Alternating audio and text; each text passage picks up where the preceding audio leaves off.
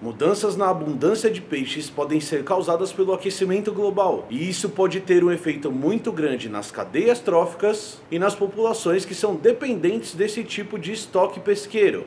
Eu sou Emílio Garcia e esse é o Notícia Científica de hoje.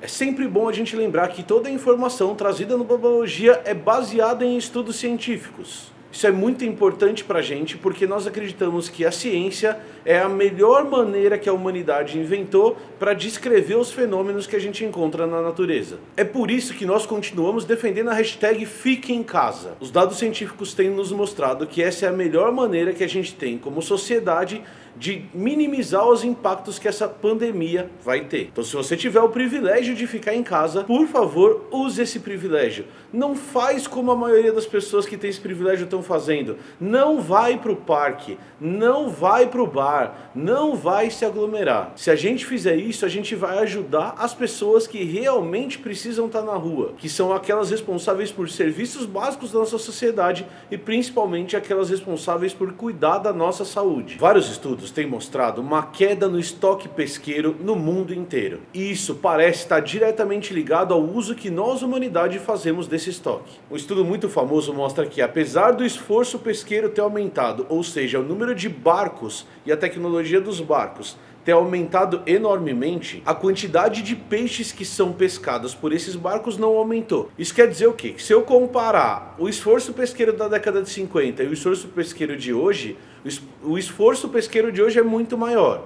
No entanto, a quantidade de peixes pescados se manteve constante. Isso é uma evidência direta da queda dos estoques pesqueiros. A nossa pesca predatória e a quantidade de peixes que a gente está pescando está fazendo com que a quantidade de animais disponíveis diminua. E isso é extremamente prejudicial, tanto para o meio ambiente, para o efeito que isso tem para as cadeias tróficas de organismos, quanto para aquelas comunidades que dependem desse tipo de recurso para sobreviver. Além desse fato da pesca predatória, um trabalho recente mostrou dados extremamente interessantes sobre o efeito do aquecimento global nas populações de peixes. Para tentar avaliar esse efeito, o que os pesquisadores fizeram foi um processo estatístico conhecido como meta-análise. Numa meta-análise, você pega dados de outros artigos científicos, junta esses dados para tirar informações que não foram tiradas originalmente nesse artigo científico. Então, para fazer esse trabalho, o que os pesquisadores fizeram? Eles pegaram trabalhos do final do século XIX até hoje. Foram usados 540 artigos para fazer essa meta-análise. Esses artigos, eles são artigos originalmente sobre a abundância de peixes,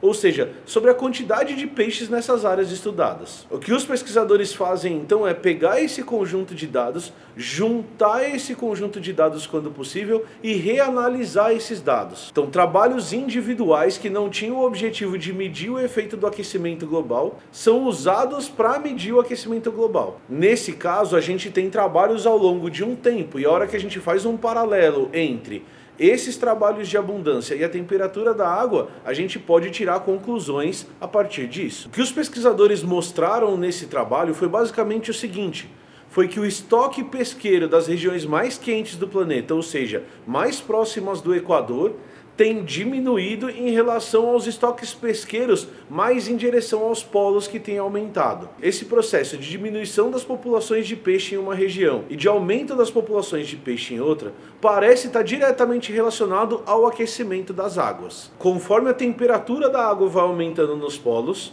os peixes tendem a migrar para regiões cada vez mais frias. Outros pesquisadores, ao analisar os resultados desse trabalho, eles discutem por que isso seria muito mais visto em peixes do que em outras populações. Segundo esses pesquisadores, os peixes seriam mais sensíveis a essas mudanças de temperatura. E isso estaria diretamente ligado a características dos ambientes em que esses animais vivem. A primeira característica que a gente tem que levar em consideração é que a temperatura da água ela tende a ser muito mais estável ao longo do dia e no período do ano todo do que a temperatura do ambiente terrestre. O ambiente terrestre teria uma retenção muito menor de calor, fazendo com que a temperatura variasse muito mais, por exemplo, ao meio-dia e à meia-noite. É só a gente pegar os nossos dias de verão e ver que ao meio-dia a temperatura está 36 graus Celsius e à meia-noite a temperatura está 26 graus Celsius, representando uma variação de temperatura de 10 graus. Como organismos de ambiente terrestre já estão numa situação que é extremamente variável, as adaptações a essa variação de temperatura são muito grandes, permitindo que esses animais sofram menos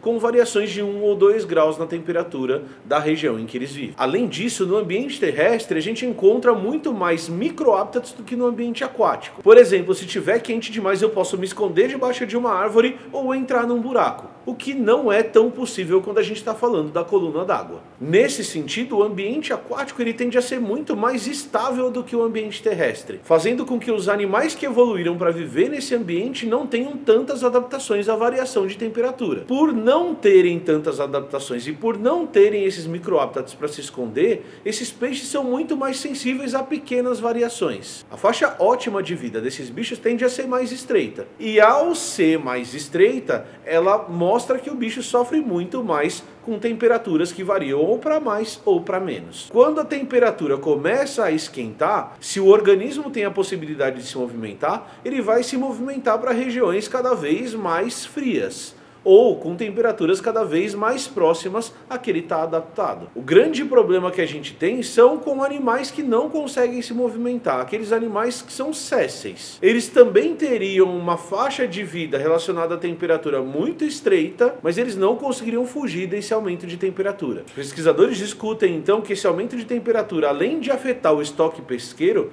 pode estar resultando na extinção de diversas espécies que não conseguem fazer esse processo de migração. Uma vez que a gente entendeu o efeito da temperatura, a gente pode avaliar como esse processo de migração pode afetar tanto os ecossistemas marinhos quanto as populações que vivem naquelas regiões. Os ecossistemas marinhos são diretamente afetados tanto pela falta de animais em algumas regiões, que podem afetar a vida de predadores que também vivem naquelas regiões, quanto pelo aumento de populações em regiões que não tinham tantos peixes antes. Esse desequilíbrio vai se equilibrar de novo em algum momento, mas vai ter impactos negativos assim que ele acontece. O impacto em sociedades humanas, por outro lado, tende a ser muito mais devastador, uma vez que os estoques pesqueiros que já estavam diminuindo pelo efeito da pesca predatória, também podem diminuir pelo efeito das alterações que a gente está fazendo no nosso clima. Populações inteiras de seres humanos que vivem de peixes podem ser diretamente afetadas pela migração desses estoques pesqueiros para regiões mais distantes. Isso pode resultar na destruição de comunidades antigas que dependem da pesca ou em mudanças muito grandes na indústria pesqueira do jeito que a gente conhece hoje. Ter os dados ligados às mudanças climáticas que a gente está causando